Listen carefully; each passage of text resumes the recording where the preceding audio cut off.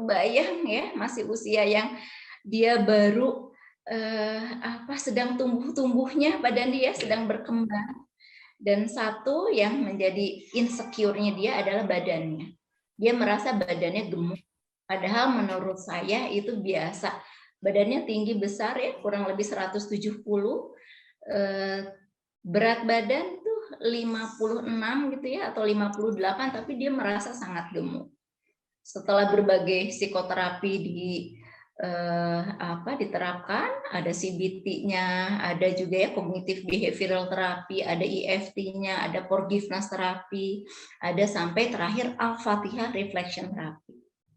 Lalu saya titipkan, karena di Dandia kita inform consent di awal, yuk kalau ingin kita sehat bersandarnya kepada Allah, bergantung penuhnya kepada Allah. Saya hanya membantu gitu, menemani, mendampingi supaya istiqomah, konsisten kehadiran saya gitu ya.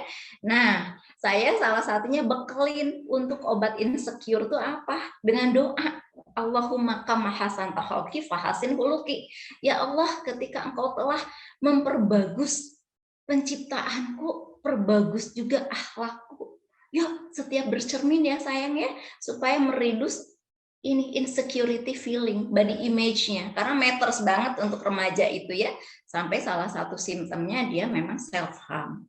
Nah, itu salah satu pilar spiritual, yaitu saya ngobatinnya langsung ke hatinya, dan tidak ada lagi obat hati itu bergantung penuhnya kepada Allah, dan salah satu terapinya adalah power of doa. Jadi saya memberikan terapinya terapi doa ya sayang ya, sampai 14 hari ke depan ketemu lagi dengan saya, ayo lisankan Allahumma kama hasanta khalqi fahasin khuluqi ya, selain terapi-terapi yang lainnya. Masya Allah luar biasa, dan itu PR ternyata ya. Satu, tanda kutip penyakit hati, yaitu merasa insecure dengan badannya, ternyata memang jadi masalah besar untuk seorang remaja. Nah, mudah-mudahan kita di sini yang punya anak remaja, yuk kita dampingi, karena yang menurut kita remeh belum tentu loh buat mereka itu. Buat mereka itu sangat besar. Yuk kita dampingi menjadi support system yang utama dan pertama untuk mereka. Jadi preventif itu selalu lebih baik ya Pak Dandi ya, untuk kita merawat kesehatan mental. Dan di sini kita juga mudah-mudahan upayanya untuk preventif. Tapi nggak apa-apa kalau memang itu tujuannya untuk kuratif, pengobatan, nggak masalah juga ya, preventif dan kuratif itu juga insya Allah kita bisa dapatkan. Itulah tujuan kita belajar di sini ya. Jadi supaya kita hijrah hati kita menjadi lebih sehat lagi, terutama di Ramadan ini. Salah satu forumnya nanti kita belajar banyak ke Dokter Rama Danus. Dari kami cukup sekian, Pak Dandi, ada yang mau ditambahkan? Ini aja, bahwa ternyata banyak orang yang juga galau, Bu ya. Iya. Galau, ngerasa bahwa tertekan, ngerasa stres, gelisah ya. Gelisah. Percayalah, ini adalah salah satu obat stres. Bahkan dari teori psikologi pun sangat nyambung. Ya. Bahwa ternyata obat stres itu ada dua fokusnya. Satu adalah berfokus pada problem fokus pada problem solvingnya. Yang kedua adalah yang berfokus pada emosi. Gitu. Jadi mengelola emosi, makanya tadi hati ya penting. Itu power kan of doa tadi ya. Power of doa. Dan di dalamnya mengelola hati itu ternyata ada spiritual. Dari Lazarus pun mengatakan seperti itu, ada spiritual. Ya, betul. Gitu. Jadi ini yang sedang kita lakukan. Betul. Semoga yang kita pelajari ini membawa berkah yang jauh lebih baik dan membuat kita menjadi orang yang lebih baik lagi. Oke, cukup ya. Oke, biar nanti ilmu yang lebih banyaknya kita serap ya, kita hayati, dan mudah-mudahan bisa diamalkan nanti dari Dokter Ramadanus. Dipersilahkan Ibu Canda. Ya, Masya Allah, jazakumullah khair kepada Kang Dandi dan Teh Diah. Ternyata bonusnya Kang Dandi juga menambahkan ya, Masya Allah, dapat rezeki double. Inilah berkah Ramadan ya, berkahnya berlimpah.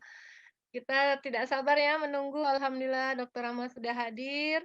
Kembali tadi ya, kita kalau ada yang bisa open camp tadi, insya Allah tadi tujuan kita yang abadi, kita ingin menatap wajah Allah. Semoga juga teman-teman yang open camp juga dimudahkan ya, menatap wajah Allah dalam hati yang diridhoi. Seperti tadi yang kata Kang Dandi ya, hati yang tenang itu yang emosinya sudah stabil.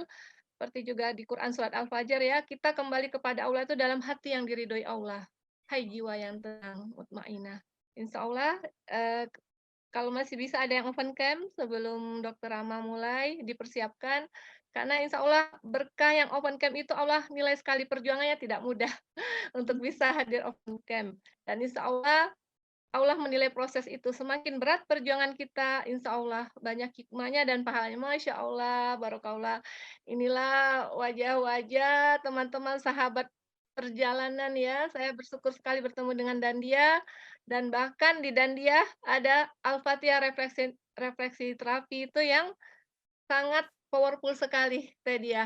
Bahkan kemarin ditambahkan Aba Lilik itu fardu ain kita. Selain kita mengejar tilawah kita berpuluh juz ya sebenarnya ketika Ramadan, selain itu menghafal, yang paling penting juga tadabur bagaimana kita menghidupkan Al-Qur'an. Karena bertahun-tahun kita merasa Al-Qur'an ini mau bicara apa, tapi kita merasa banyak sekali Al-Qur'an di rumah, rasanya tanpa rasa. Seperti kalau kita berbuka, kalau tanpa rasa kan tidak enak.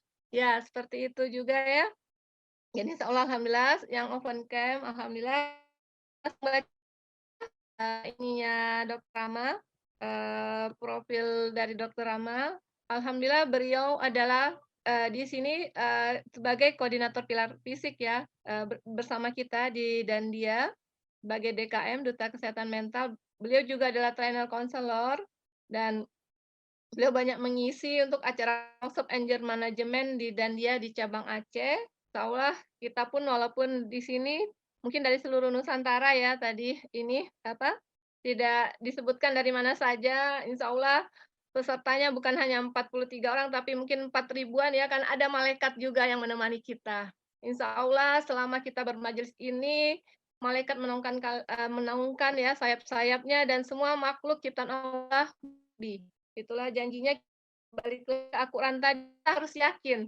Bagaimana ketika tadabur ini tadi salah satu pilar spiritual ya, dimulai dengan dan dia itu ada program tazkiyatun nafs. Masya Allah, itu betul-betul salah satu yang wajib dan kita semakin bersyukur kenapa kita jadi muslim dan muslimah. Itu untuk kesehatan mental sudah lengkap dari Allah, kamil mutakamil. Nah, beliau juga untuk Dokter Rama, saya bacakan juga pengalaman beliau. Beliau ini juga adalah trainer dari PPA Institute. Beliau juga ini, untuk saat ini, mohon maaf ya tulisannya agak, ini agak kecil, sebentar saya besarkan. Alhamdulillah, Dokter Rama adalah profesional helper. Beliau adalah profesional hipnoterapi dan instruktur. Masya Allah tadi yang saya bilang, di suatu sesi pernah Dokter Rama spill untuk konsul dengan beliau itu kadang sampai 2,5 juta. Dan kita di sini alhamdulillah berkat dan dia, alhamdulillah itulah barokahnya, jangan sampai disia-siakan. Nah, kalau masih ada yang sempatkan share, mohon sekali. Karena ini mudah-mudahan jadi jalan solusi bagi saudara kita. Kalau kita tidak bisa membantu, minimal bantu share saja. Saya juga sudah share dari beberapa hari yang lalu bersama Pak Fajri ya. Nah, beliau bahkan adalah International Association of Counselor dan Terapis. Jadi beliau internasional untuk di luar negeri pun kemarin ketika ada juga yang dari Mekah, dari luar negeri pun ikut dalam sesi beliau. Beliau juga certified SEP Total Healing Trainer dan SEP Coach sebagai coach dari SEP ya, Spiritual Emotional Freedom. Beliau juga profesional coach and family counselor, banyak sekali. Di sini pengalaman beliau, kita bersyukur. Beliau adalah NLP coach trainer and NLP counselor, NLP trainer. Beliau juga konselor keluarga dari Rumah Keluarga Indonesia, praktisi dan instruktur ruqyah syariah.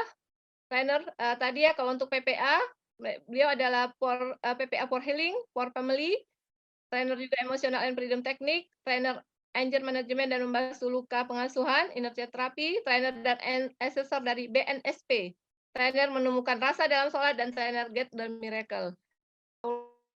Kita persilakan kepada Dokter Rama. Tadi sepertinya Dokter Rama sudah ada atau terlempar? Tadi saya sudah Ada, Mbak, melihat Dokter insya Allah. Rama. Oh, Ada. alhamdulillah. Ya, dipersilakan Rama waktunya, kami persilakan.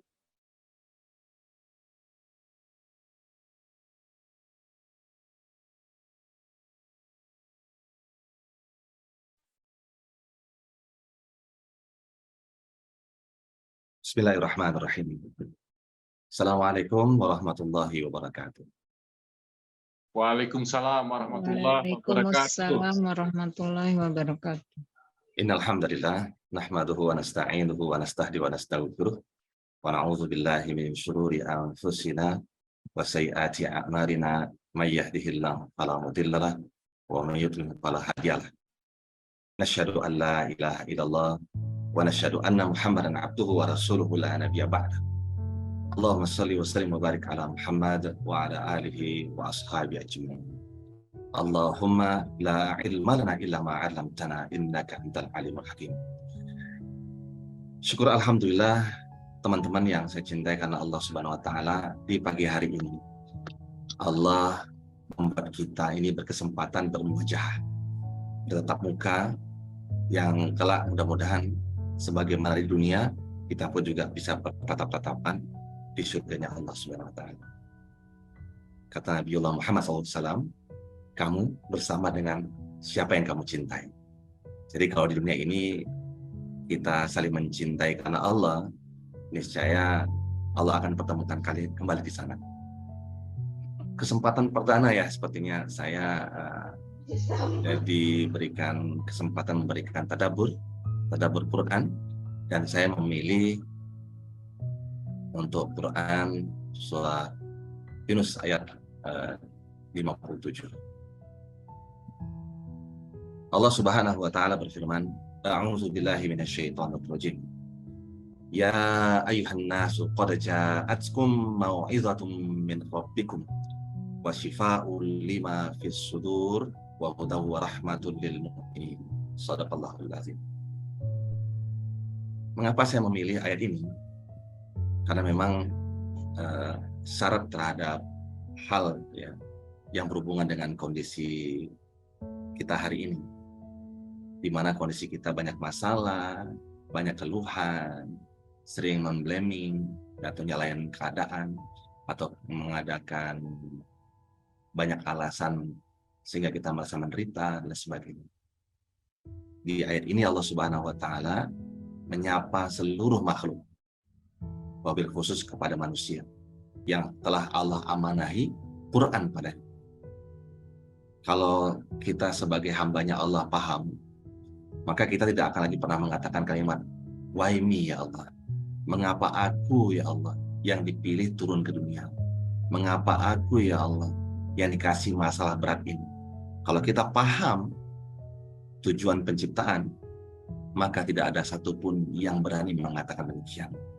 Karena sebelumnya teman-teman, ya, Allah itu udah nggak amanahkan Quran ini kepada gunung, kepada lautan, kepada semua makhluk semesta ini. Tapi semuanya enggan, takut, karena nggak sanggup untuk membanggul beban amanah yang Allah berikan. Kecuali manusia. Jadi kita ini sebenarnya lah yang memilih, yang meminta, berikan kepada kami aja ya Allah. Makanya dalam hadis qudsi itu Allah berfirman, sesungguhnya manusia itu tamak. Akhirnya ketika kita meminta itu di alam roh, Allah memilih kita diturunkan ke dunia. Jadi hanya orang-orang yang tidak tahu ya tujuan penciptaannya, maka mereka berkeluh kesah, tidak sanggup menerima takdir. Kepada manusia, Allah Subhanahu wa taala berfirman, ya ayyuhan nasu qad ja'atkum mau'izah mir rabbikum. Wahai manusia, sungguh telah datang kepadamu pelajaran mau'izah dari Rabbmu. Di sini Allah Subhanahu wa taala menjelaskan kepada kita Al-Qur'an itu isinya adalah pelajaran. Sebagaimana produk-produk yang diciptakan manusia, semuanya punya buku modul ya, untuk dapat digunakan sebagaimana baiknya. Maka di sini Bapak Ibu sekalian, ketika manusia diciptakan oleh Allah Subhanahu wa taala, maka Allah pun udah nyiapin modul hidup manusia, yaitu Al-Qur'an. Dan di dalam Al-Qur'an itu ada pelajaran. Ya ayuhan nasu mau'izah, wahai manusia, sungguh telah datang kepadamu pelajaran mir rabbikum, dari Rabbmu. Siapa Rabb itu? Rabb itu adalah dari kata Rabbun yang artinya adalah pendidik. Allah ingin mendidik kita dengan segala problem-problem hidup kita, dengan segala keadaan dan kondisi kita, sehingga kita mengambil hikmah dari setiap pembelajaran hidup.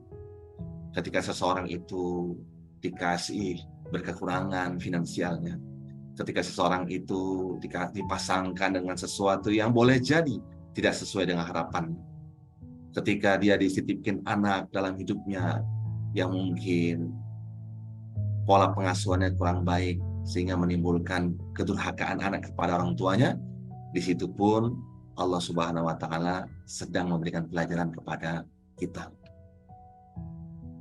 Bukankah di dalam Al-Qur'an, khususnya juga di surat Yunus, ternyata ada nabinya Allah Subhanahu wa taala yang mulia bernama Yunus alaihissalam pun, beliau pun pernah diberikan pelajaran terbaik oleh Allah Subhanahu wa taala. Apa pelajaran Bapak Ibu? Pelajarannya adalah ketika hatinya tidak sedang baik-baik aja. Ketika dia mengajak manusia, tetapi manusia menolak ajarannya. Di saat itu beliau kurang sabar. Beliau mengutuk, ya, mengancam mereka dengan ancaman-ancaman yang Allah akan hadirkan dalam dunia kepada mereka yang ingkar kepada Allah. Sehingga seakan-akan Nabi Yunus alaihissalam sedang mengambil makomnya Allah. Ya, beliau marah, beliau kecewa, beliau ngambek, lalu beliau lari dari kaum, meninggalkan, ya, dengan sumpah serapah kepada mereka berupa ancaman-ancaman. Disitulah Allah memberikan pengajaran kepada Yunus alaihissalam. Di atas biduk perahu Allah datangkan badai. Sehingga teman-teman pasti tahu ya ceritanya seperti apa. Beliau dilemparkan ke laut karena dianggap ada perbuatan dosa yang beliau lakukan semasa hidupnya sehingga badai datang. Situlah beliau mendapatkan pelajaran yang terang di dalam 3 kegelapan. Ada kegelapan malam, kegelapan samudra, dan kegelapan di dalam perut ikan yang besar sekali. Beliau banyak belajar. Di sana beliau tidak menyalahkan siapapun, solusi apapun. Kalau beliau mencari solusi, beliau pasti akan menggaruk-garuk perut ikan atau merobek-robek perut ikan, ya nggak? Tapi beliau tidak melakukan itu. Beliau malah merenungi, karena sesungguhnya beliau telah melakukan sesuatu kezaliman saat itu, mengambil yang haknya Allah. Nah teman-teman yang saya cintai karena Allah, sebagaimana tadi founder dan dia, yaitu Kang Dandi dan Teh Dia, menjelaskan ternyata unsur terpenting untuk sehatnya fisik itu bermula dari sehatnya jiwa atau sehatnya hati. Kalau hati kita baik, maka baik seluruhnya. Makanya bagaimana muncul diagnosa dokter gitu ya, terhadap orang-orang yang suka mencemaskan masa depan, mereka itu yang sulit menerima kondisi hari ini, dan mereka ketakutan dengan hal-hal yang telah terjadi di masa lalu sehingga menyalahkan dirinya, bahkan yang melakukan self harm, yang melukai dirinya sendiri karena merasa nggak sanggup lagi menghadapi situasi. Ternyata itu berhubungan dan berdampak kepada hatinya. Hatinya sedang tidak baik-baik saja. Nah, teman-teman, disinilah mengapa orang-orang menderita, karena mereka jauh dari sumber kehidupan. Apa yang menjadi sumber kehidupannya? Itulah Al-Quran. Kalau kita jauh dari Al-Quran, maka dia tidak akan pernah mendapatkan pelajaran. Di awal biasanya para penceramah mengajarkan doa yang diajarkan Rasulullah. Rabbi zidni ilman warzuqni fahmi. Ya Allah, tambahkanlah aku ilmu dan berikan aku rezeki kefahaman. unik Bapak Ibu sekalian, ketika kita mendapatkan sebuah pelajaran, kita minta sama Allah Subhanahu wa Ta'ala agar Allah tambahkan ilmu itu. Nggak semua orang belajar, nggak semua orang mampu duduk berlama-lama, baik itu online atau offline, sehingga mereka mendapatkan ilmu. Karena banyak di antara mereka yang ketika duduk mendengar pelajaran, mereka nggak mendapatkan pelajaran sama sekali. Kenapa? Karena mereka tidak meminta kepada Allah untuk ditambahkan ilmu itu di dalam otaknya atau di dalam hatinya. Dan yang kedua boleh jadi karena Allah tidak memberikan rezeki berupa kefahaman. Orang Arab itu punya pepatah, Bapak Ibu. Apa itu? Fahmu su'al nisful jawab. Kamu faham apa masalahmu, maka itulah bagian dari solusinya. Jadi kalau kita ingin masalah kita selesai, kalau ingin penyakit kita sembuh, kalau ingin finansial kita baik, maka kita harus paham dulu masalah kita apa. Insya Allah, Allah akan buka tabir-tabir masalah itu, Allah berikan solusi yang terbaik buat kita. Maka kalau kita kepingin solusi itu datang, kita ingin sakit kita sembuh, kalau ingin keresahan kita hilang, back to Quran, balik kepada Quran. Back to Quran, kembali kepada Quran, sama saja sesungguhnya dia kembali kepada penciptanya, yaitu Allah Subhanahu wa Ta'ala. Bukankah Quran itu adalah kalam Allah, yaitu firman-Nya Allah Subhanahu wa Ta'ala. Ternyata Al-Quran bukan saja berisi pelajaran-pelajaran, tetapi juga dia menjadi syifa. Makanya kalimat berikutnya, Al-Quran itu adalah wasyifa'un lima fis sudur. Dia menjadi penyembuh bagi penyakit-penyakit yang ada di dalam dada manusia. Dan tidak hanya sebagai syifa, wahudar wa rahmah, dan dia pun juga sebagai petunjuk, pembimbing, cinta bagi orang-orang yang beriman. Jadi teman-teman, kita menguasai teknik apapun, teman-teman, lebih sering gagal. Kenapa? Terjebak dengan teknik. Seakan-akan teknik itu menjadi Tuhan baru yang bisa menyelesaikan masalah kita. Ada yang udah belajar puluhan tahun dengan teknik itu, bahkan belajar banyak teknik, nggak selesai-selesai ganjalan hati. Nggak selesai-selesai masalahnya. Kenapa? Boleh jadi terjebak dengan tekniknya. Padahal teknik itu sudah Allah instil di dalam hati kita. Orang sering nyari jalan keluar, teman-teman. Nyari jalan keluar kalau ada masalah. Siapa yang nyuruh cari jalan keluar? Di luar itu nggak ketemu jalan keluar dari solusi-solusi atau masalah-masalah hidup kita. Karena di jalan itu kita akan ketemu aspal doang, rumah bertingkat doang, jembatan-jembatan doang. Nah, kalau mau cari solusi, jangan keluar. Carilah ke dalam diri kita. Karena Allah udah niatkan fitrah iman di dalam hati. Fitrah itu mesti dipancing dengan cara membacakan ayat-ayat Allah Subhanahu wa Ta'ala. Di dalam surah Al-A'raf ayat 179, Allah Subhanahu wa Ta'ala berfirman, "Walaqad dzara'na li jahannam katsiran minal jinni wal insi. Lahum qulubun la yafqahuna biha. Wa lahum a'yunun la yubsiruna biha. Wa lahum adhanun la yasma'una biha. Ulaika kal an'am bal hum adall. Ulaika humul ghafilun." Sungguh kata Allah, kami telah pilih kebanyakan dari bangsa jin dan bangsa manusia akan kami bakar di dalam neraka. Nah, neraka ini kan ada dua, teman-teman. Ada neraka yang sifatnya samawi, itu di akhirat nanti. Dan juga ada neraka yang metafornya itu di kehidupan dunia. Rumah yang seharusnya menjadi surga, tetapi menjadi neraka buat kita. Bukankah para peneliti mengatakan kebahagiaan tertinggi dan penderitaan terdalam itu berada di keluarga? Kalau pengen bahagia, coba lihat keluarga kita seperti apa. Ya, rumah saja belum seperti layaknya surga, apalagi kamar-kamar kita belum menjadi kamar-kamar surga. Tidur aja walaupun satu kamar dengan pasangan kita, tapi masih berpunggungan. Belum ada nih cerita seorang istri yang menggenggam tangan suaminya dan mengatakan, suamiku, aku tak dapat tidur malam ini kalau engkau belum ridho terhadap aktivitas hidupku. Masya Allah. Belum sampai segitu. Rumah saja belum surga, apalagi kamar-kamar kita. Gitu ya. Nah, jadi neraka yang disiapkan oleh Allah itu ada dua. Ada neraka yang ditimpakan di dunia, ada juga neraka nanti kelak, ya, saat kita dibangkitkan di yaumil akhir. Nah, teman-teman yang saya cintai karena Allah Subhanahu wa taala, ketika itu Allah berfirman, kami tetapkan, kami siapkan neraka jahanam kepada manusia dan jin, disebutkan karena Allah udah ngasih program hidup di dalam hati. Lahum qulubun la yafqahuna biha.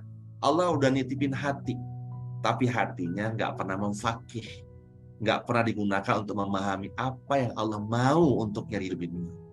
Sehingga kita itu beraktivitas di dunia tidak lagi bertanya apa sih yang Allah mau, tapi apa yang saya mau. Saya maunya nyaman, saya maunya nggak menderita, saya maunya sedikit pengorbanan tapi banyak hasilnya, gitu ya. Padahal ya maunya Allah kita nggak pernah mau tahu. Mau surga tapi nggak mau berkorban, kan lucu. Mau mendapatkan yang lebih tapi kurang amal solehnya. Takut menderita, padahal kita itu bagian dari sisi hidup di dunia, gitu kan? Makanya ketika kita sedang bersedih hati di dunia ini, boleh jadi itu jawaban dari Allah terhadap doa-doa kita. Saat kita berdoa, ya Allah ampuni aku, ya Allah maafin aku.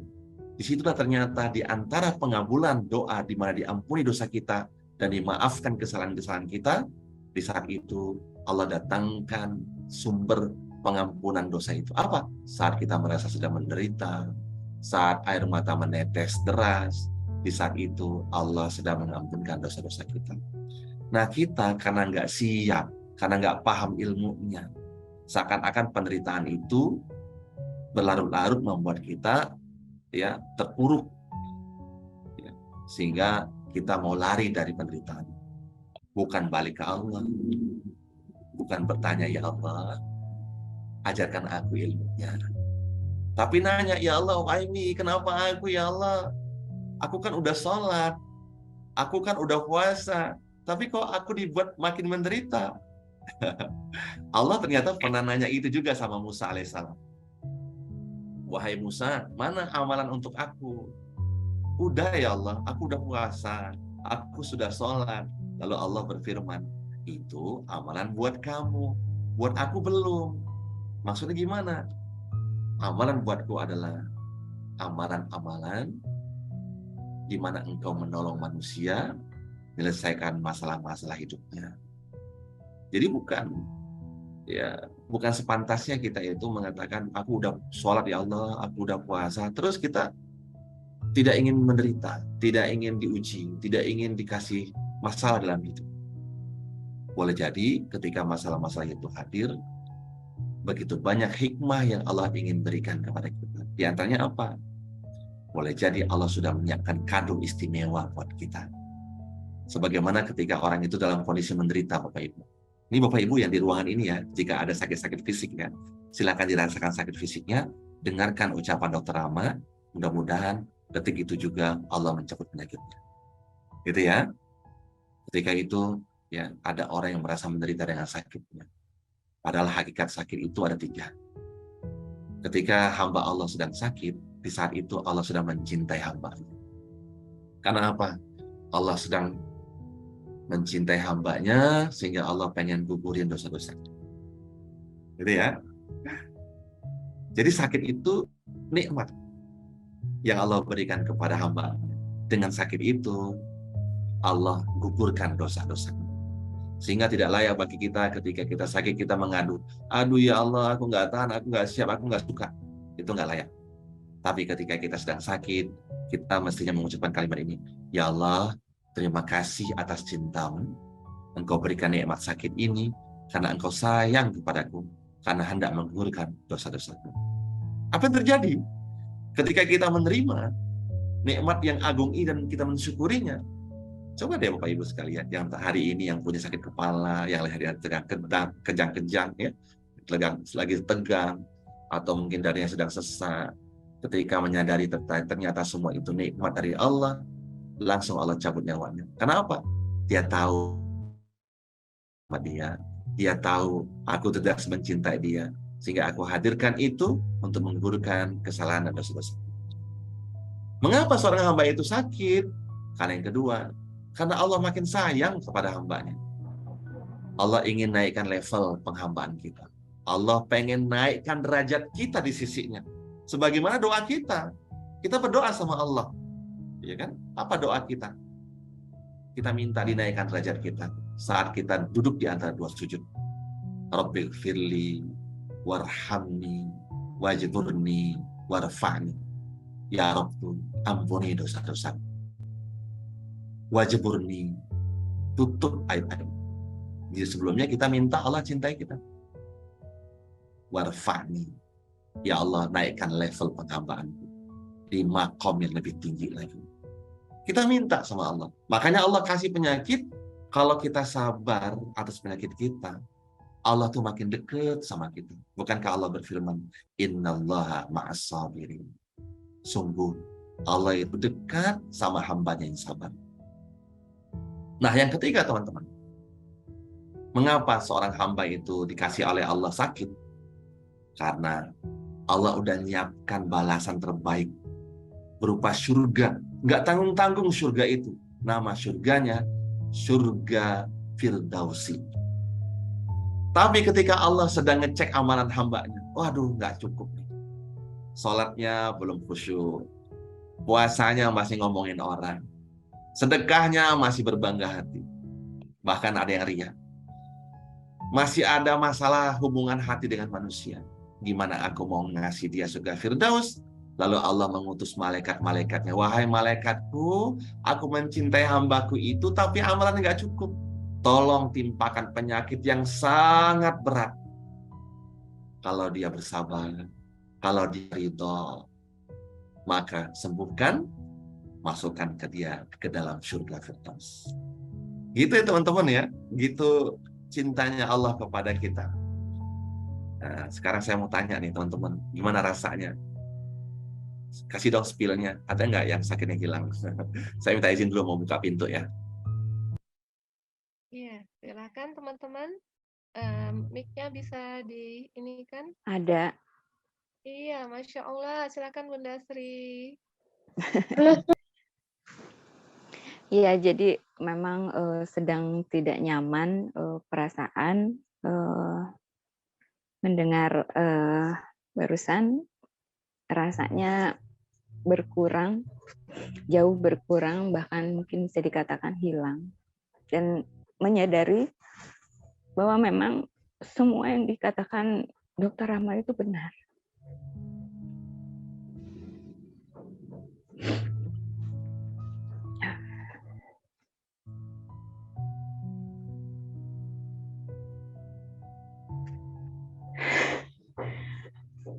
Banyak hal yang sedang saya rasakan gitu, yang terkait ke dalam hati gitu. Jadi coba memahami tentang permasalahan Bunda Sri. Ketahuilah bukan hanya Bunda Sri saja yang punya pengalaman seperti ini. Banyak teman-teman yang lain juga punya pengalaman ini. Gitu ya. Mengapa Bunda Sri bingung? Mestinya nggak perlu bingung.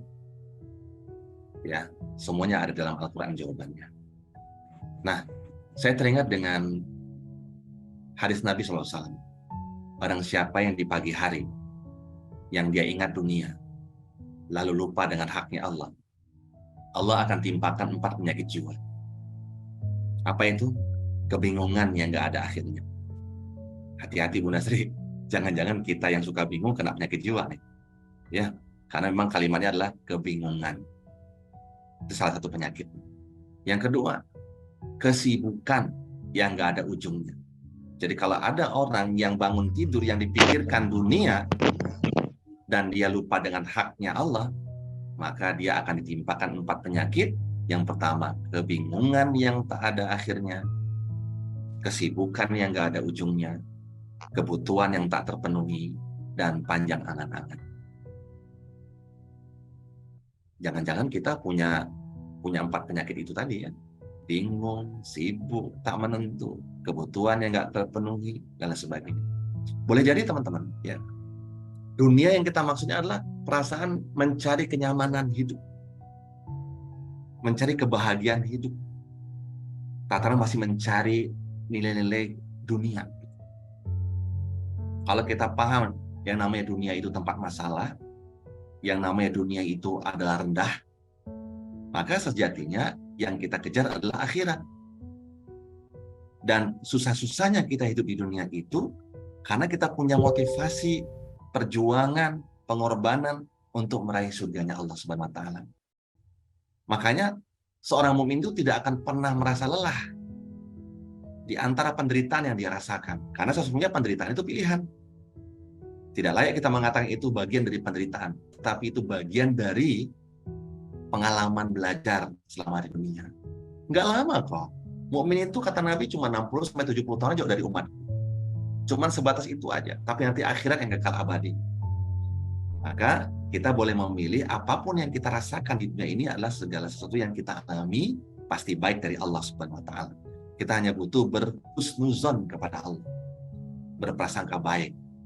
Pasti baik. Ya, yang kita sukai belum tentu baik buat kita. Yang kita benci belum tentu buruk. Ya. Nah, yang kedua, Bunda Sri, ada hadis yang diriwayatkan Imam Tirmizi. Barang siapa yang mencela seseorang karena dosanya, Allah tidak akan mematikan dia sebelum dia melakukan dosa yang sama. Jangan-jangan hadis ini mengenai kita. Jadi jangan pernah kita marah dengan perilaku orang lain. Nggak layak, apalagi sampai mencela dosa-dosanya. Mestinya kita berempati, bersimpati sama orang itu. Orang ini sedang sakit, perlu diterapi, perlu didoain, gitu ya. Jangan pernah kita mencela seseorang karena dosanya. Karena kita yang beramal soleh saat ini pun belum tentu masuk surga. Nabi bersabda, ada sekelongan orang yang selalu melakukan amalan ahli surga, ya, sehingga amal-amal itu seakan-akan mendekatkan dia dengan surga, tinggal sejengkal lagi. Tapi di dalam kitabnya Allah tidak ada namanya dalam surga. Di dalam catatan takdir nggak ada namanya dalam surga. Sehingga di akhir kehidupannya dia melakukan perbuatan maksiat. Dalam kondisi itu Allah cabut nyawanya. Neraka. Tapi kata Nabi ada segolongan orang, sekelompok orang yang dia selalu melakukan amalan-amalan ahli neraka. Dengan amalan neraka itu seakan-akan antara jarak neraka dengan dirinya tinggal sejengkal lagi. Tapi dalam catatan takdir nggak ada namanya dalam neraka. Di ujung-ujung kehidupannya dia sempat bertobat kepada Allah. Dalam kondisi bertobat, Allah cabut nyawa. Surga. Nabi mengatakan, si pembunuh 99 nyawa, hingga lengkap yang 100, dia diampuni dosa-dosanya. Karena dia berniat untuk bertobat menjelang kematian. Seorang wanita pelacur pun, ya, yang lari dari mucikarinya, dia mendapatkan cintanya Allah karena hanya berempati dengan seekor anjing yang sedang kehausan di saat-saat dia sedang menuju pertobatan. Mudah bagi Allah. Makanya kita jangan pernah mengutuk nasib, jangan pernah mencela, jangan pernah memaki hidup, bahkan jangan juga pernah ya memusuhi orang-orang jahat. Kita boleh nggak suka dengan sikapnya, tapi jangan pernah membenci orang. Ini konsep forgiveness terapi ya. Sebenarnya Islam lebih forgiveness. Ya, bukankah memaafkan itu mudah bagi orang-orang yang mengharapkan pemaafan dari Allah Subhanahu wa taala. Allahumma innaka 'afuwun tuhibbul 'afwa fa'fu anni. Ya Allah, Engkau itu Maha Pemaaf dan mencintai orang-orang yang suka memaafkan. Maka maafkan hamba ya Allah. Kan gitu. Insya Allah Bunda Sri ya, teruslah istikharah.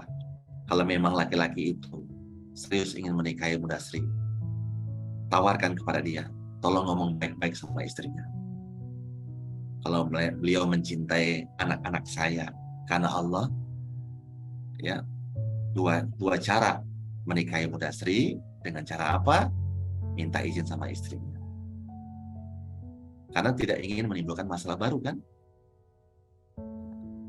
Yang kedua, kalau memang mau bantu ya silakan.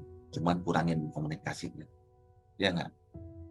Jadi mau bantu silakan, transfer aja kalau memang mau bantu. Tanpa harus ya, mengganggu. Gitu Bunda Sri. Insya Allah ya, Allah Maha Baik, Allah Maha Sayang sama Bunda Sri. Mudah-mudahan membantu mengangkat sedikit keresahan Bunda Sri. Bunda Sri, kalau udah kembali sama Allah, Bunda Sri, kita nggak perlu obat-obatan loh. Karena Allah sendiri obatnya. Allah adalah Asy-Syifa. Nama Allah, dialah penyembuh yang sejati. Selama ini kita pergi ke dokter, jangan-jangan dokter jadi Tuhan baru bagi kita. Jangan-jangan kita pergi ke tempat sesuatu untuk nyari obat. Jangan-jangan obat itu jadi Tuhan baru bagi kita. Seakan-akan dialah yang bisa menyelesaikan masalah kita. Jangan-jangan kita pergi ke terapis, mempercayai terapis yang mampu menyelesaikan masalah kita. Enggak, Allah. Maka kalau mau cari terapis, cari terapis yang menghantarkan kita semakin dekat sama Allah. Gitu ya. Karena sejatinya masalah kita cuma satu. Kita itu kurang ridho sama takdirnya Allah. Gitu ya. Nah, karena masalah cuma satu, akarnya banyak. Tidak dimulai dengan syukur, dengan hal-hal yang telah dititipin sama kita, walaupun berkekurangan. Contoh, almarhum suami, gitu ya. Yang banyak kekurangannya. Tapi banyak orang di luar sana, menanti datangnya jodoh, nggak datang-datang. Sedangkan Bunda sudah pernah dititipin sebelumnya. Nah, kalau sudah bersyukur, kuatkan kesyukuran, tambahin kesyukurannya. Nanti Allah akan tambahkan nikmat itu untuk Bunda Sri dan teman-teman lain. Saya lanjutkan nih Bunda Sri ya. Allah itu udah nitipin neraka di dunia dan di akhirat nanti, karena kita udah dititipin hati, tapi nggak memfakih ayat-ayat Allah. Yang kedua, Allah titipin mata, tapi nggak digunakan untuk melihat Allah. Allah titipkan juga telinga, tapi jarang dipakai untuk mendengarkan ayat-ayat Allah Subhanahu Wa Taala. Kata Allah, mereka itu seperti binatang ternak. Tahu binatang ternak ya? Kegiatannya itu aja kan? Sibuk tak menentu kan? Kalau nggak makan, tidur, kawin, makan, tidur, kawin, makan, menjemukan hidupnya. Ya nggak? Balhum adol, bahkan lebih sesat lagi dari binatang ternak. Ya kan? Setiap hari modenya mode terancam terus ya kan? Sehingga ya selalu di-hijack oleh satu tempat yang kecil di dalam banyak, ya, dibajak oleh satu sistem di dalam tubuh kita. Itu ya Bunda Sri ya. Wallahu a'lam. Silakan kalau memang ada lagi yang mau spill testimoni atau apa dari kajian tadabbur Quran pagi hari ini. Masya Allah, jazakallah khair. Baik. Dokter Rama, nggak apa-apa waktunya ini over dokter karena aman. Alhamdulillah. Silakan Bunda. Ini kesempatannya tidak terulang lagi karena kita tidak ada yang menjamin ya. Masih bisa hidup lagi 1 menit ke depan. Ada lagi atau saya bacakan satu yang di chat ya, Dokter Rama? Ya, silakan. Boleh, biar adil. Ini ada pertanyaan dari Dokter Hauli. Dokter Hauli menanyakan, Dokter Rama, bagaimana mengetahui yang Allah mau kepada kita? Seperti itu. Mohon penjelasannya, Dokter Rama. Masya Allah. Bagaimana cara mengetahui apa yang Allah mau? Oke. Nah, selama ini kan kita sering nyari jalan keluar nih untuk menyelesaikan masalah. Padahal kita tidak pernah diperintahkan oleh Allah untuk menyelesaikan masalah. Allah hanya perintahkan kita ngapain? Wa may yattaqillaha yaj'al lahu makhraja. Siapa yang bertakwa kepada Allah, Allah kasih solusinya. Jadi gitu. Jadi yang masih diperbaiki itu takwa kita. Takwa di situ berkumpulan yang namanya keyakinan kepada Allah. Di antara beragam penyakit jiwa, ya, ternyata ada salah satu penyakit yang paling berat, lebih berat daripada kesombongan, daripada iri hati dan dengki. Teman-teman tahu nggak nama penyakit jiwa yang paling berat itu? Ragu sama Allah. Kalau Allah lah yang akan menyelesaikan urusan-urusan kita. Ya nggak? Nah, di antara kita bertakwa kepada Allah, Allah udah kasih juga solusinya. Wa ma umiru illa liya'budullaha mukhlishina lahuddin hunafa wa yuqimus shalah wa yu'tuz zakah wa dzalika dinul qayyimah. Tidaklah aku perintahkan kepada kalian. Di situ Allah tuh mau ngomong gini sebenarnya. Aku nggak nyuruh kamu selesaikan masalah loh. Yang kusuruh kamu itu untuk memurnikan ketaatan sama aku aja. Gitu. Wa ma umiru illa liya'budullaha mukhlishina lahuddin. Kamu murnikan ketaatan. Dengan cara apa? Wa yuqimus shalah. Agar kamu menegakkan salat sepenuh rasa. Salatnya mesti khusyuk. Wa yu'tuz zakah. Kalau kamu dititipin sesuatu, sedekahkan. Dizakatkan. Kalau kamu punya kebahagiaan, berbagi kebahagiaannya.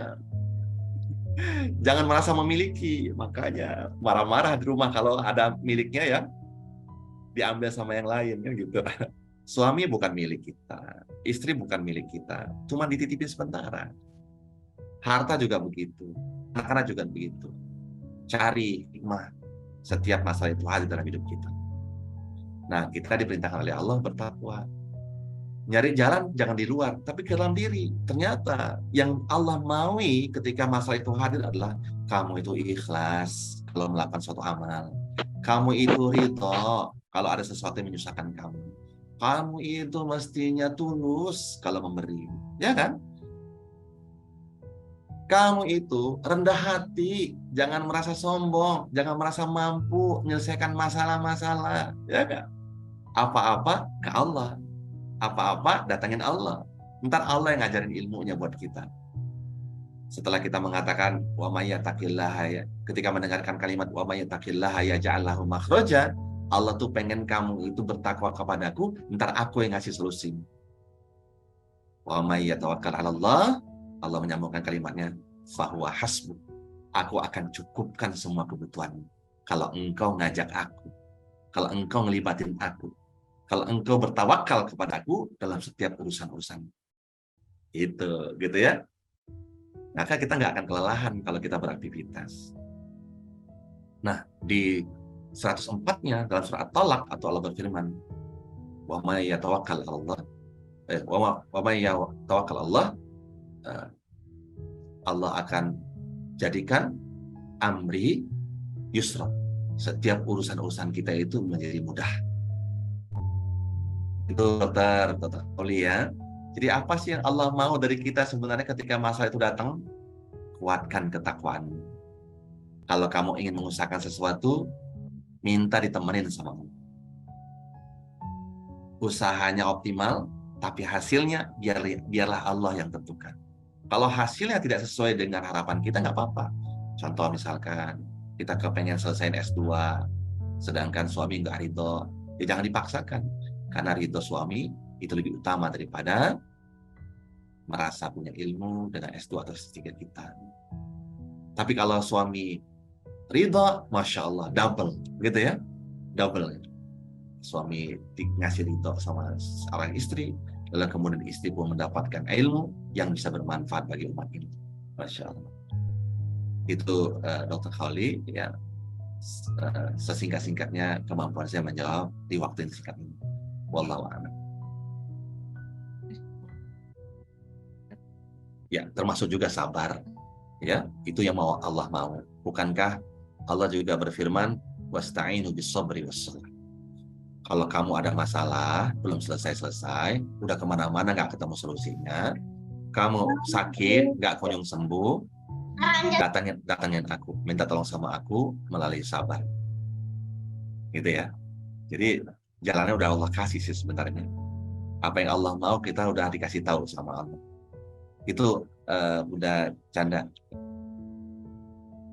Ya, dok. Silakan lanjutkan. Setelah bisa raise hand, open cam nggak apa-apa, open mic saja. Kalau di kolom chat sepertinya tidak ada lagi. Ada lagi? Dr. Rama masih memberikan feel free waktunya. Assalamualaikum warahmatullahi wabarakatuh. Waalaikumsalam warahmatullahi wabarakatuh. Siapa namanya Bunda? Ini di sini tertulis Asus gitu. merek laptop. Alhamdulillahirabbil alamin bisa bergabung di sini. Ya, saya Nur Alhamdulillah. Betty, Dok, dari Timur, Balikpapan. Masya Allah. Alhamdulillah bersyukur sekali bisa bergabung. Jadi yang ingin saya tanyakan di sini, bagaimana agar kita itu selalu ikhlas, selalu siap memaafkan setiap yang Allah takdirkan untuk kita. Ya, terutama yang mengecewakan, Dok. Ya. Seperti itu. Terima kasih. Terima kasih Bunda Nurbaiti. Pertanyaannya kita ganti ya. Jangan bertanya bagaimana caranya, tapi ditanya why. Mengapa saya harus ikhlas? Mengapa saya mesti ridho? Gitu kan? Karena kalau bagaimana caranya, itu berarti kita dalam kondisi bingung. Tapi ketika kita mengatakan mengapa saya harus memilih ikhlas? Karena sebenarnya ikhlas itu sudah ada, tinggal diaplikasikan aja dalam hidup kita. Bukan bagaimana caranya. Ikhlas, ridho itu tinggal dipraktekkan. Ilmu yang yaitu ilmu ikhlas dan ridho itu sebenarnya bukan ilmu teoritis, tapi ilmu yang dipraktekkan. Kamu praktekin deh. Kalau kamu lillah, rasa lelahmu hilang. Mengapa kita itu mesti ikhlas? Mengapa kita itu mesti ridho? Karena kita memilih profesi jadi hamba. Kalau kamu memilih profesi jadi Tuhan, kamu nggak perlu ikhlas. Kamu nggak perlu ridho. Kamu bisa melakukan segalanya. Karena kita seorang hamba, Allah tuh pengen kita itu menghamba kepada Allah. Seorang hamba itu memiliki 3 ciri. 3 karakter, 3 nilai. Apa itu? Merasa bodoh, nggak punya pengetahuan apapun, sehingga dia bertakwa sama Allah, sehingga Allah berfirman, wa yu'allimukumullah, aku yang akan ajarkan ilmunya buat kamu. Gitu ya? Jadi merasalah bodoh. Seorang hamba itu mesti merasa bodoh. Yang kedua, merasalah lemah, nggak berdaya, sehingga benarlah ucapan kita, la haula wala quwata illa billah. Aku nggak berdaya ya Allah. Aku tuh nggak punya tenaga ya Allah, kecuali Engkau yang kuat, Engkau yang besar. Sedangkan aku kecil, masalahku juga kecil. Ya kan? Jadi merasa lemah, sehingga nanti Allah yang nolong kita. Hati-hati juga, jangan minta dikuatin ya teman-teman ya. Kadang-kadang kita nih, walaupun boleh-boleh aja kita berdoa, ya Allah kuatkan aku. Tapi itu doanya mengandung kesombongan ya. Kalau kita minta dikuatkan, berarti kita sudah siap dikasih ujian yang lebih berat lagi. Jadi mintanya gini sama Allah, ya Allah, mudahkan, Allahumma yassiru wala tu'assir. Jadi kalau kita merasa lemah, maka kalau minta sesuatu sama Allah, minta dimudahkan segala urusan kita. Jangan minta dikuatin. Ya enggak? Gitu. Gitu. Kadang-kadang kita doanya, sebenarnya kita nggak minta dikuatkan, sebenarnya Allah sedang menguatkan kita. Karena di antara manfaat atau hikmah dikasih masalah adalah supaya kita kuat. Kan gitu. Ternyata pengabulan doa itu bukan selesai masalah. Allah kabulkan doa kita, di antaranya adalah dikuatkan hati kita. Jadi masalah itu nggak perlu selesai, teman-teman. Masalah itu nggak perlu selesai. Karena kita nggak pernah diperintahkan menyelesaikan masalah. Tugas kita adalah memperbaiki. Kan kesalahan itu yang menyebabkan masalah itu muncul. Perbaiki kesalahan kita, nanti masalahnya selesai. Dulu kita nggak punya apa-apa, tapi ngotot pengen punya rumah. Sehingga kita ngambil uang riba. Kan itu masalah. Karena kita salah jalan. Ya, kenapa harus punya rumah? Kontrak dulu kan juga boleh. Nggak mesti harus punya. Tapi tadi tergesa-gesa ya, pengen memiliki. Makanya karakter hamba yang ketiga adalah fakir, tidak punya apa-apa. Jadi jangan pernah merasa memiliki apa-apa, teman-teman. Sakit ya, ketika kita merasa memiliki, ketika Allah ngambil titipan yang dititip sama kita, itu sakitnya luar biasa. Ada seorang anak tuh ngomong ke saya, dokter, saya tuh pengen berbakti sama orang tua saya, tapi saya sakit hati, saya dendam, nggak bisa maafin dia. Nah, gimana caranya? Saya bilang gini, bayangin aja deh, ayah bundamu meninggal dunia saat ini dan engkau belum sempat memaafkan dia. Gimana kamu siap? Tiba-tiba menjerit. Enggak ya Allah, aku enggak siap kalau Allah ngambil dia. Aku belum berbuat yang baik kepada dia. Ya Allah, jangan ambil, jangan ambil, jangan ambil. Kan bukan milik kamu. Suka-suka Allah mengambil dia. Bayangin aja, kalau titipan Allah yang sementara itu, yang kamu merasa memilikinya, kamu yang masih menunda-nunda untuk minta maaf dan memaafkannya, diambil oleh Allah SWT. Jadi seorang hamba jangan pernah merasa tahu. Seorang hamba jangan pernah merasa kuat. Seorang hamba jangan pernah merasa memiliki. Karena kamu akan menderita. Kenapa? Karena sok tahu. Sehingga ya pengetahuan tidak akan bisa menyelesaikan masalah kita. Kecuali kalau Allah yang menyelesaikan masalah kita. Kekuatan diri kita pun tidak akan bisa menyelesaikan menjadi solusi. Kalau Allah tidak menyelesaikan masalah kita. Dan yang ketiga, ya, kalau Allah ambil titipannya, kamu bisa apa? Kecuali ridho. Gitu ya? Hanya mudah untuk bisa ikhlas, mudah untuk bisa ridho. Kalau kita mau praktekin semua itu. Karena syarat kita jadi menjadi master ikhlas, master ridho, menurut penelitian 10.000 latihan. 10.000 jam, 10.000 kerja otot. Nah, hati ini pun juga perlu dilatih. Latihan otot ikhlas, latihan otot sabar, latihan otot ridho, dilatih.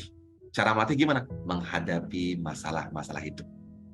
Itu Bunda Nurbaiti. Mudah-mudahan membantu ya mengurangi keresahan dan kegelisahan. Insyaallah dok. Amin. Amin. Iya, ada lagi di sini Bunda Rini atau Bunda Hartati yang di kolom chat mau bicara langsung. Alhamdulillah dapat kesempatan dari Dokter Rama, seperti tadi dokter bilang ya, kalau mau expert itu 10.000 jam, jadi minimal kalau dalam sehari saja kita bagi 3 jam kita latihan, baru 3 tahun ke depan lah kira-kira. Nah, makanya ketika setiap hari kita terus belajar, alhamdulillah Allah juga datangkan ya, ini suatu rahmat ya, guru-guru kita yang mau sharing berbagi. Ada lagi yang mau langsung raise hand, itu Bunda Afrida, raise hand. Silakan Bunda Afrida, bisa open mic dan open cam. Silakan Bunda Afrida. Assalamualaikum warahmatullahi wabarakatuh. Waalaikumsalam warahmatullahi wabarakatuh. Dari kemarin antrian mau bertanya, dokter. Ya. Selamat datang. Iya. Bismillahirrahmanirrahim. Ini yang saya rasakan saat ini, dokter, akhir-akhir ini sering lupa. Misalnya ngaji udah sampai di mana saya baca tadi, kalau lengah sedikit tuh udah hilang lagi. Ya kan sayanya baru tilawah gitu kan. Sering sekali lupa mengingat yang barusan diomongin apa ya gitu. Akhir-akhir ini sering lupa gitu. Ya, itu yang saya rasakan saat ini, dokter. Oke. Ya, sebelum dilanjut, Bunda, saya mau mengucapkan barakallahu fiik kepada Bunda Afrida karena masih bisa merasa lupa. Karena masih manusia. Kan manusia asal kata manusia yang artinya pelupa. Ya enggak? Nah, jadi berkah buat Bunda karena masih manusia, belum menjadi makhluk halus. Nah, Allah udah ajarin kita. Allah kasih pena kan untuk kita mencatat. Jadi sebaik-baik hafalan, maka lebih baik apa yang kita tulis.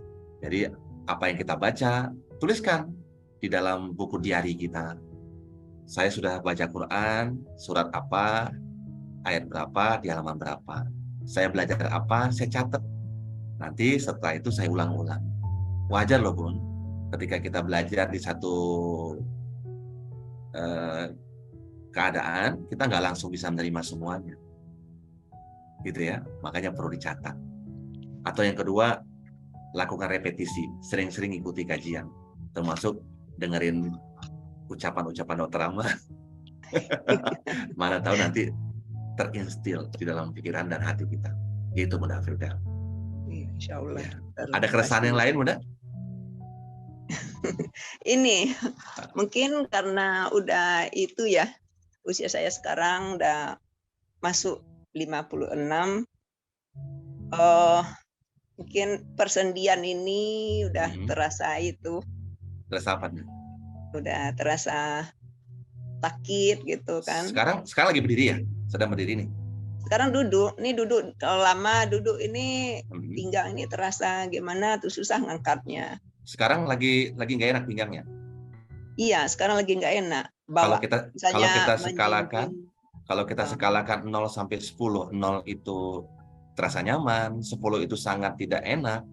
Ini di angka berapa nih pinggangnya? 8 lah ini sekarang nih. Yang ke-8. Oke. Ya. Bunda tahu kan kalau sakit itu nikmat Allah? Iya. Cara Allah menggugurkan dosa-dosa Bunda? Berarti sebenarnya Bunda sebaiknya minta disembuhkan atau menikmati sakitnya? Kalau sakit itu dinikmatin. Coba ucapin, ya Allah.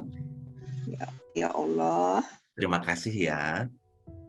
Terima kasih ya Allah. Udah ngasih nikmat ini buatku. Masya Allah. Telah memberikan nikmat ini padaku, ya Allah. Sehingga dosaku engkau habiskan, engkau gugurkan.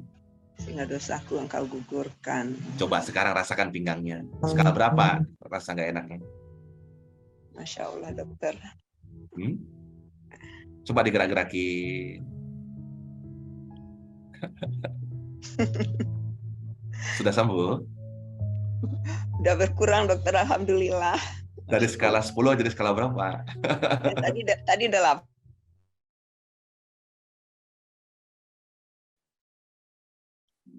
Udah. Alhamdulillah, mungkin udah 6 kali lagi, ya Allah, makasih ya. Ya Allah, makasih ya Allah, telah berikan. Bunda ikutin kalimat saya. Ya Allah, makasih ya. Ya Allah, makasih ya. Udah ngasih nikmat terindah. Udah ngasih nikmat terindah. Dengan sakit pinggang ini. Dengan sakit pinggang ini. Aku bersyukur loh Allah. Aku bahagia. Aku bahagia. Nikmat sekali sakit ini. Nikmat sekali sakit ini. Karena aku tahu engkau sayang kepadaku. Karena aku tahu engkau sayang padaku. Nah, sekarang berapa skala sakit nyerinya?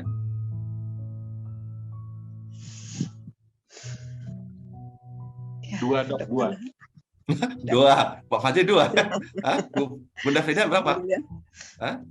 Udah 5 kali dokter udah. Hah? Udah punya lumbal 45, dok. Oh, Pak Fajri lumbal 45? Iya. Udah tinggal 2 skalanya, Masya Allah. Bunda Frida tinggal 5? Ya, 5. Masya Allah. Serius? Masih 5? Iya, serius. Masih. Coba dirasain. Iya. Ya Allah, makasih ya Allah. Allah, makasih ya Allah. Aku bersyukur ya Allah. Yang lain pada praktek semua tuh kayaknya. Ya karena di luar Zoom ini 2,5 juta ya Bapak Ibu ya prakteknya ya. Gimana Bunda Frida? Sudah lebih enak pinggangnya? Alhamdulillah dokter. Nggak perlu minum paracetamol kan? Enggak, saya nggak ada minum paracetamol. Nggak perlu minum ibuprofen atau anti nyeri lainnya kan? Enggak. Ketika kita menikmatin sakitnya malah sembuh kan? Ya, itulah yang dikatakan, yang dilakukan oleh Nabi Ayub alaihissalam ketika beliau menderita dengan 4 penderitaan yang sangat luar biasa. Kalau kita membandingkan penderitaan kita nggak ada apa-apa dengan Nabi Ayub alaihissalam. Nabi Ayub itu bisnisnya hancur berkeping-keping, bahkan untuk makannya nggak bisa, harus makan tanah. Yang kedua, istrinya minta cerai, lari semuanya. Anaknya meninggal dunia, kena penyakit kulit 20 tahun. Doanya cuma satu. Anni masanyatur wa anta arhamur rahimin. Ya Allah, engkau tahu aku dalam kesusahan, sedangkan aku tahu aku mendapati engkau zat yang maha sayang kepadaku. Lebih sayang di antara para penyayang. Nabi Ayub nggak pernah minta disembuhkan. Nabi Ayub bilang, aku tuh berterima kasih padamu ya Allah. Karena aku tahu engkau sayang sama aku. Sembuh penyakitnya. Nah, kita nyari penyembuh selain Allah. Nabi Musa pernah sakit gigi, Bu. Nabi Musa pernah sakit gigi. Ngadu ke Allah, ya Allah, aku sakit gigi. Lalu Allah berfirman, makan tuh daun itu, kamu kunyah-kunyah, nanti gigimu sembuh. Dikunyah Nabi Musa, sembuh Nah, setahun kemudian sakit gigi lagi tempat yang lain.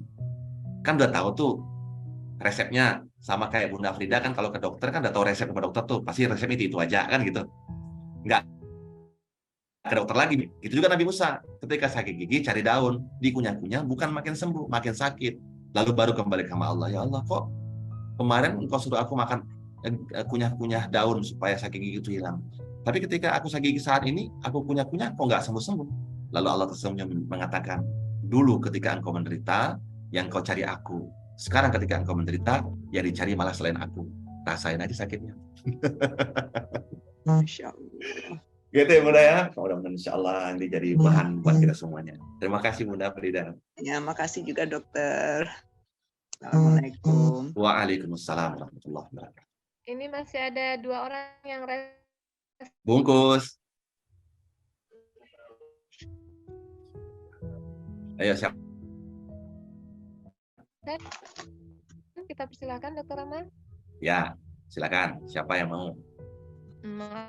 Kalau sinyal saya kadang-kadang. Ya, alhamdulillah. Silakan Bunda Ika dulu yang di layar saya nampak. Bunda Ika dari Bekasi, silakan. Open mic, silakan. Bunda Ika dari Bekasi.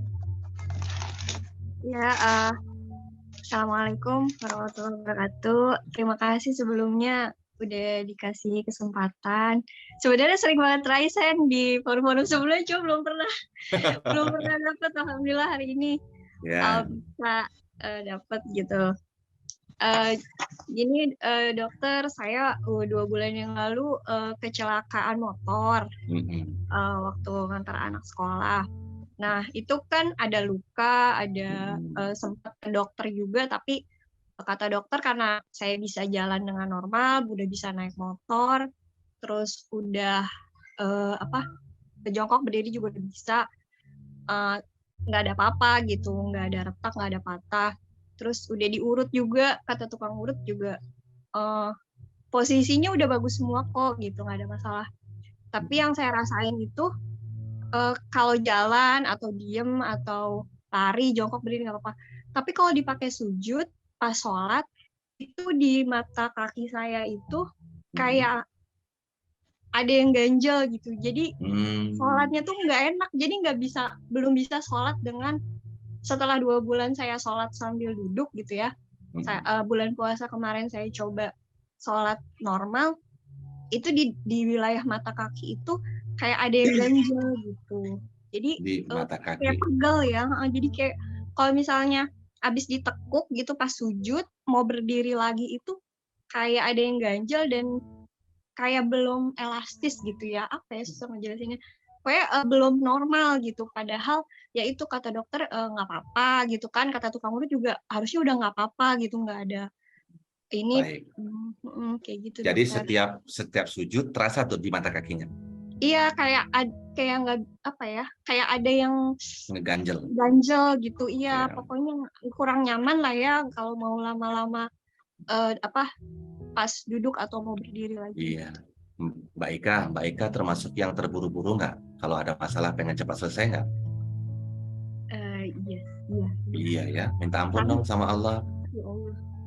Ya Allah. Ya Allah. Ampuni aku ya. Ampuni aku ya. Aku ini zolim kepadamu. Aku ini zolim kepadamu. Dititipin masalah. Malah pengen kutolak masalahnya. Padahal di antara masalah itu. Engkau ingin kasih kado terindah buatku. Coba sekarang latihan praktek sujud. Langsung praktek sujud. Bismillah. Sujud, ucapkan subhana rabbiyal a'la wa bihamdi. Ya Allah, tidak lagi berprasangka buruk kepadamu ya Allah, Engkau Maha Suci ya. Aku tidak lagi berprasangka buruk padamu ya Allah, Engkau Maha Suci. Dan Engkau adalah yang a'la, yang tinggi. Dan Engkau adalah ta'ala yang tinggi. Sedangkan aku yang rendah ya Allah. Sambil rasakan mata kakinya, gimana rasanya?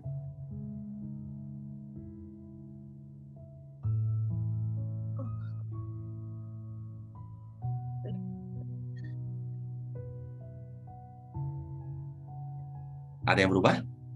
Ada yang berubah, tapi yang jari-jari malah sakit ya sekarang. Tapi yang mata kakinya emang membaik, tapi jari-jari kakinya ditekuk malah jadi sakit, dokter. Coba hilangin kata tapinya. Oh, Alhamdulillah, alhamdulillah, mata kaki sudah sembuh. mata kaki sudah sembuh. Dan walaupun jari-jari kakinya ini yang mulai ngerasa nggak enak, jari-jari kakinya yang merasa nggak enak, aku tetap bersyukur. aku tetap bersyukur. Ayo coba lagi, sujud lagi. Aduh. Allahu Akbar. Allahu Akbar. Allah Maha Besar. Allah Maha Besar. Semua kecil. Semua kecil. Nyeri kaki kecil. Nyeri kaki kecil. Subhana rabbiyal a'la wa bihamdih. Subhana rabbiyal a'la wa bihamdih. Aku nggak berprasangka buruk lagi kepada Engkau ya Allah. Aku nggak berprasangka buruk lagi pada Allah. Karena semua pasti baik darimu ya Allah.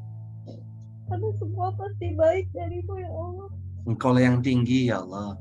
Engkau lah yang tinggi ya Allah. Sedangkan aku rendah. Sedangkan aku rendah. Aku memujimu karena rasa syukurku. Aku memujimu karena rasa syukurku. Terima kasih ya Allah. Terima kasih ya Allah. Nah, sekarang duduk. Sekarang gimana mata kakinya dan bagaimana jari-jarinya? Mata kakinya sih, iya udah enak. Alhamdulillah. Alhamdulillah. Jarinya masih terasa sih. Sama atau berbeda? Berkurang sedikit. Alhamdulillah.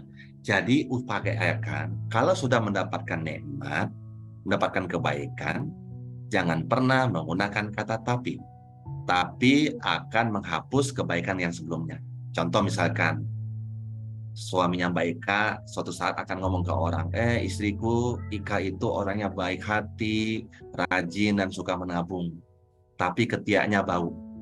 Kira-kira yang rajin suka menabung masih ada nggak? Hilang. Tinggal ketiaknya yang bau, ya kan? Kenapa? Karena didelete dengan kata tapi. Tadi keluhan dananya adalah mata kakinya nggak enak, ada yang ngeganjel. Lalu kita latihan, ternyata Allah hilangkan ganjelan di mata kakinya. Allah ganti dengan sakit di jari-jarinya. Kok nggak bersyukur sih? Udah dihilangkan, maka jangan pernah menggunakan kata tapi. Mungkin baru hilang jari-jari kakinya sakitnya itu kalau berbayar, ya. Berbayar. Karena yang free ini ya, yang free aja dulu ya. Wallahu a'lam. Makasih Mbak Ika, semangat, takbir, Allahu Akbar. Oke, satu lagi ya Mbak. Oh iya, ini karena Dokter Rama sudah ini kan cuma satu ya, maaf ya Bunda ya. Kalau di layar saya cuma nampak Bunda Desi dari tadi. Kalau Bunda Wayuni ini melalui chat. Berarti satu yang resen, satu dari chat ya. Boleh. Boleh Dok? Boleh. Oh ya. Kepada Bunda Desi mohon waktunya singkat, padat dan jelas. Persilakan. Assalamualaikum warahmatullahi wabarakatuh, Dok. Waalaikumsalam warahmatullahi. Bagaimana Bunda Desi? Ini Dok, saya mau cerita.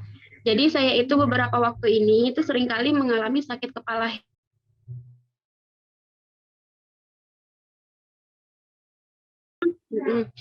Terus rambut saya itu rontok benar.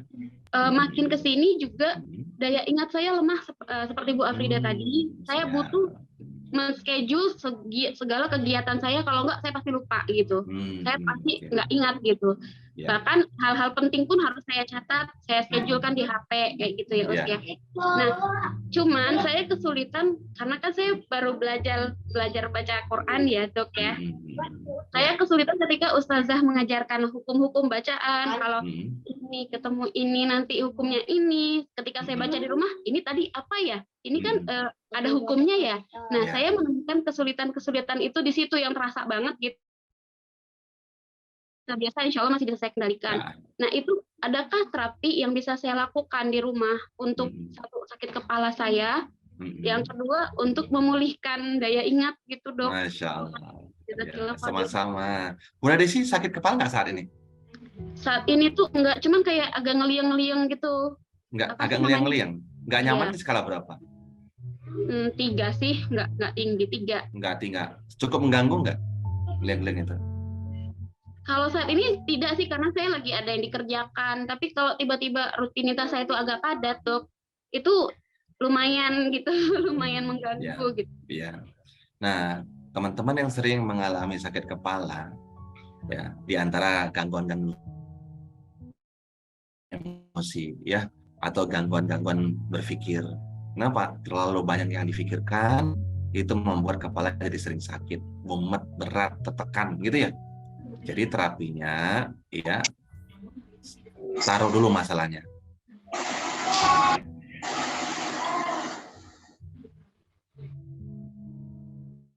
Dulu, jangan dipikirin. Terlalu banyak mikir, jadi sakit kepala. Ya, yang nggak penting dipikir, jangan dipikir. Gunakan aulawiyah, ya, yang lebih prioritas yang mana dulu, yang mengancam nyawa yang mana dulu yang harus diselesaikan. Itu aja dulu. Yang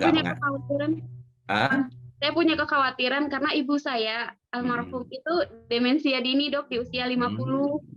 Iya. Ada kekhawatiran, ketakutan ke sana gitu. Iya. Nggak usah khawatir. Ngapain kita mengkhawatirkan yang belum terjadi? Ya kan? Sekarang praktekin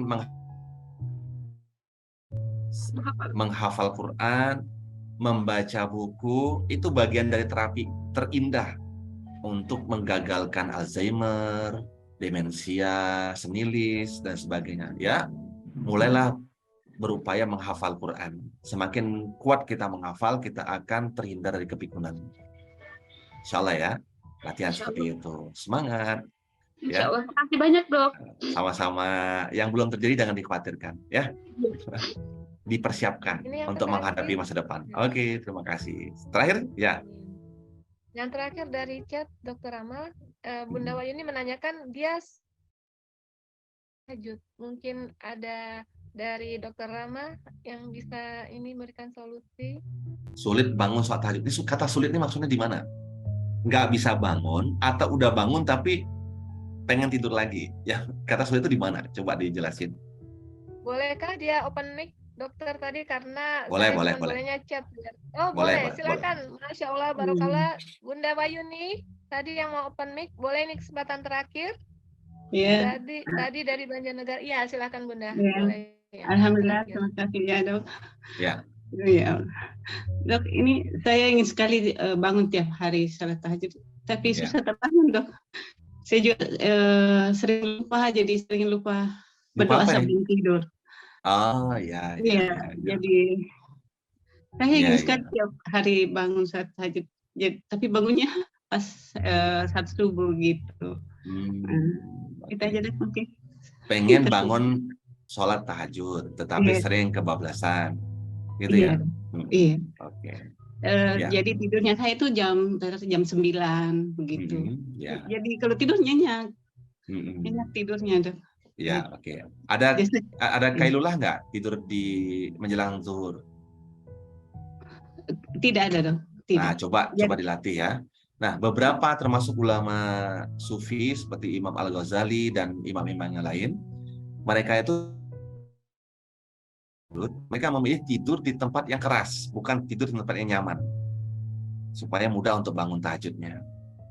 Gitu ya, itu diantara caranya. Jangan tidur di tempat yang nyaman, tapi tidur yang seperti papan, ya, atau kalau di lantai itu ada kita kasih tikar, nah tidur di situ.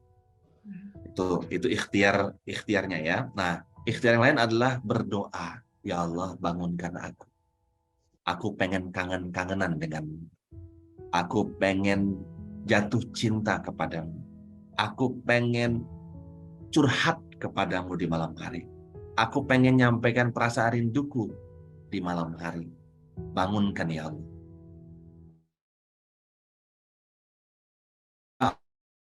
Allah, aku pengen jumpa dengan Muhammad malam, aku pun juga pengen bangun malam. Ya Allah, bantu aku ya bangun malam. Ya, silakan Bunda, praktekin itu. Ya, diniatkan, didoakan, pasang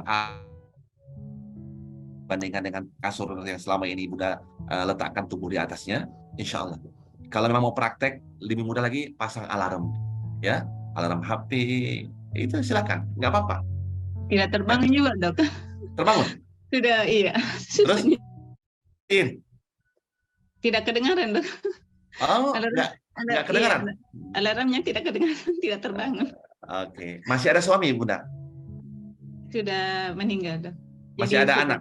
Masih ada anak? Iya, ada satu anak, Dok. Okay. Jadi berdua saja di rumah. Minta bantu anak bangunin mamahnya. Anaknya juga. Allah. Ya ini ya, ini peristiwa ini dialami oleh teman-teman yang masih kecil, masa kecilnya, alarmnya dihancurkan oleh orang tuanya sendiri.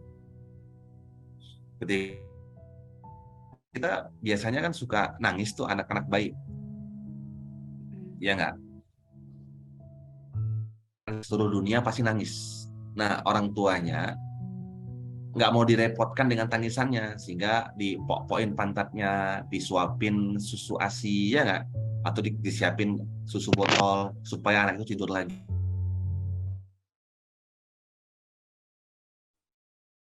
Alarm kita hancur. Padahal di situ, di saat bayi itu Allah udah netikin alarm sama bayi. Setiap pukul itu dia akan bangkit dari tidurnya untuk berzikir sama Allah. Gitu kan. Anak muda juga gitu kayaknya kan, waktu masih kecil tuh dipok-pokin pantatnya biar tidur lagi. Gitu. Mestinya pas bangun langsung dua-duanya tahajud. Jadi anak itu nemanin bundanya tahajud. Nah, insya Allah Bunda, apa yang saya lakukan, apa yang saya sampaikan barusan, jika Bunda praktekkan, insya Allah niat yang kuat ya Bunda ya, niat yang kuat sama Allah, ya Allah, aku pengen bangun malam, ya, bangunkan aku ya Allah, bangunkan, ya. Jadi begitu, insya Allah nanti Bunda praktekkan, ya. Siap ya? Oke. Jazakallahu khair, Dok. Oke, wa iyyakum jami'an. Amin ya rabbal alamin. Baik, selesai ya, Bunda? Ya, untuk keberkahannya, bolehkah minta closing statement atau doa penutup dari Dr. Rama?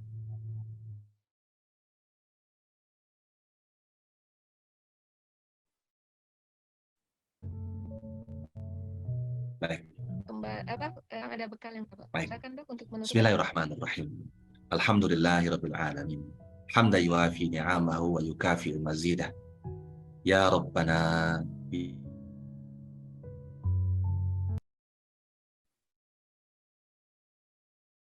kama yanbaghi li jalali wajhikal karim wa azim sultanik. Allahumma shalli wa sallim wa barik ala sayyidina Muhammad wa ala alihi wa ashabi ajma'in.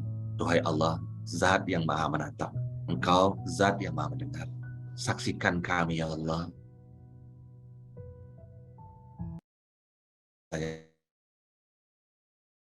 Ya Allah. Seraya bersimpu dalam ampun. Kalau selama ini kami merasa pinter ya Allah, ternyata kami ini bodoh. Selama ini kami merasa kuat, ya Allah, para sejatinya lemah. Merasa memiliki, ya Allah, sehingga lupa bersyukur padamu. Karena sesungguhnya apa yang Engkau titipkan hanya titipan sementara. Karena itu, ya Allah, ajarin kami ilmunya, ya Allah. Kuatkan diri kami dan keistiqomahan kami, ya Allah. Dan, ya Allah, ajaran kami, ya Allah, agar kami senantiasa bersyukur dengan apa yang Engkau titipkan dalam hidup kami, ya Allah. Jadikan ilmu yang kami dapati hari ini bermanfaat, ya Allah. Ilman nafi'an. Rizqan thayyiban. Dan menjadi sesuatu yang Kau kabulkan dalam hidup kami, ya Allah. Rabbana zalamna anfusana wa illam taghfir lana wa tarhamna lanakunanna minal khasirin.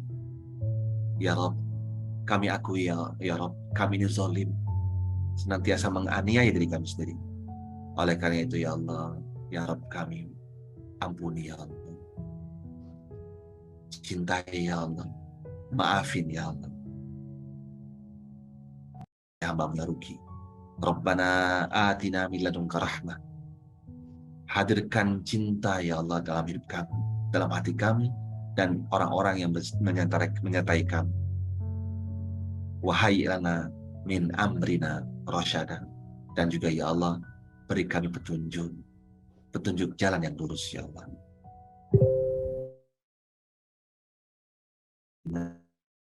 Muhammad wa ala alihi wa sahbihi wa sallam. Subhana rabbika rabbil izzati rabbil alamin. Assalamualaikum warahmatullahi wabarakatuh. Waalaikumsalam. Waalaikumsalam.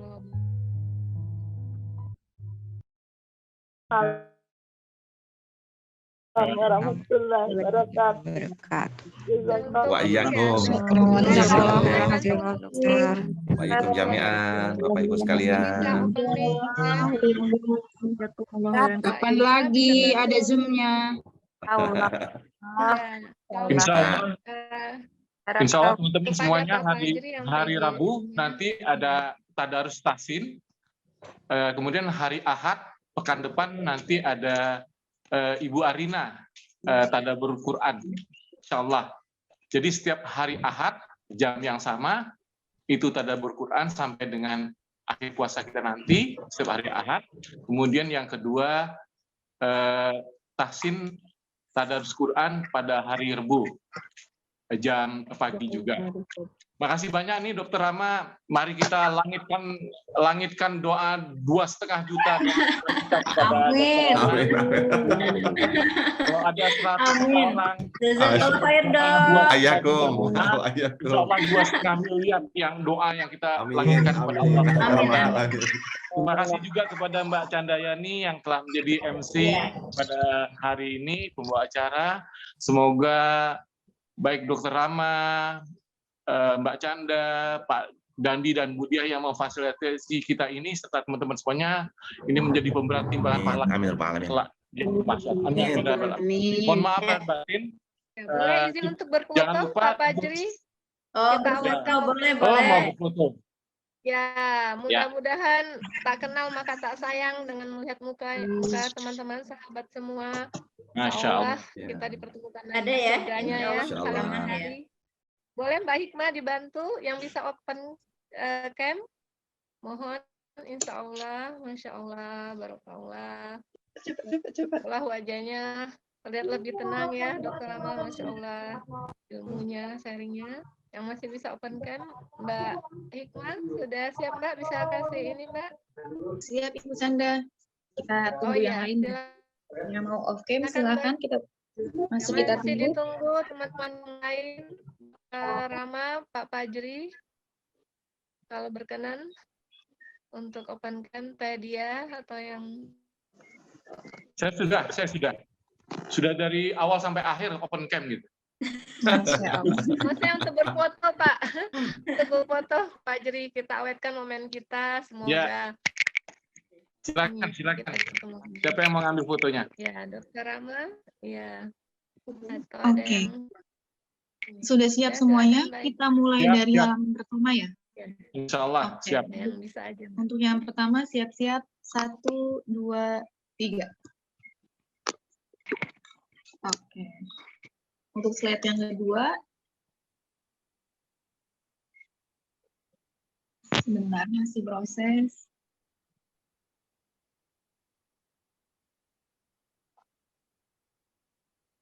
Oke, slide yang kedua, 1, 2, 3.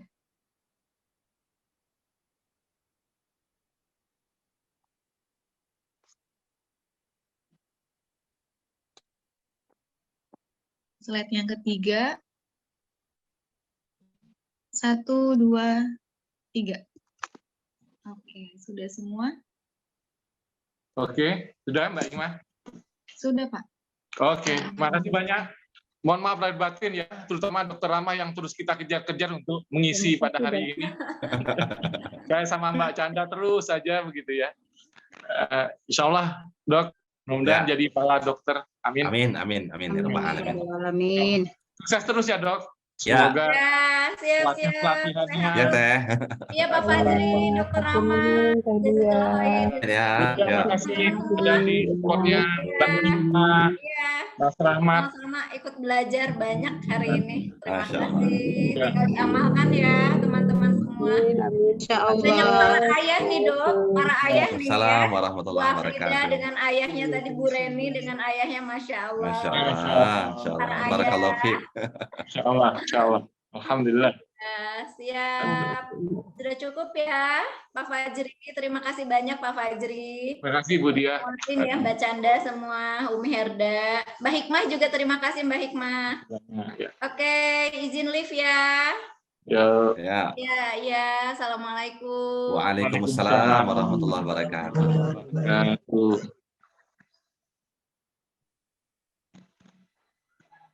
Ya, nanti bisa diinfokan di grup, mungkin ada yang privasi diedit atau bagaimana. Ada tadi linknya sudah di-share sama Pak Fajri ya Pak Fajri, untuk info selanjutnya bagaimana. Di link chat tadi, ini ya.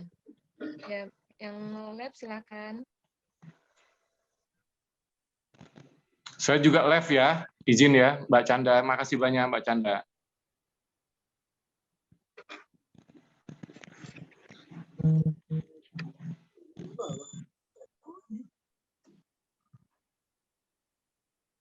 Izin keluar ya. Makasih. Assalamualaikum.